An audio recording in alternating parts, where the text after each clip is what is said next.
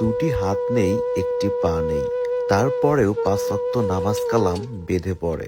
দুটি হাত ডানা থেকে একদম নাই, তারপরেও দেখেন কত কষ্ট করে টিউবওয়েলে চাপ দিচ্ছে, আর সেই টিউবওয়েলের পানি দিয়ে সেই দুঃখিনী মা ছেলেকে অজু করিয়ে দিচ্ছে। যেখানে 4 হাত পা থাকা সত্ত্বেও মানুষ নামাজ পড়ে না, অজু করে না, রোজা রাখে না, আর সেখানে এই ছেলেটি নামাজ পড়ে, অজু করে, রোজা রাখে।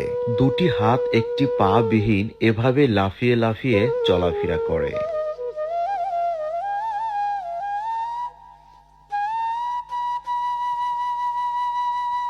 মসজিদে আজান দিলেই ছুটে যায় নামাজ পড়ার জন্য। সত্যি আমি ছেলেটাকে যতই দেখছি ততই অবাক হচ্ছি, কারণ এটা অবাক করার বিষয়। এক পায়ের উপরে দাঁড়িয়ে 2 হাত ছাড়া কিভাবে মানুষ নামাজ পড়তে পারে তা হয়তো এই ছেলেটিকে না দেখলে বুঝতেই পারতাম না।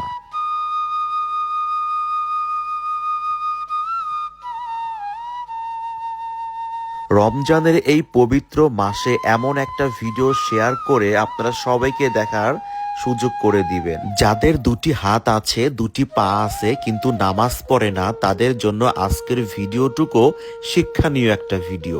তাই অনুরোধ করে বলছি যে যেখানেই থাকেন, যে অবস্থায় থাকেন, কখনো নামাজ ছাড়বেন না।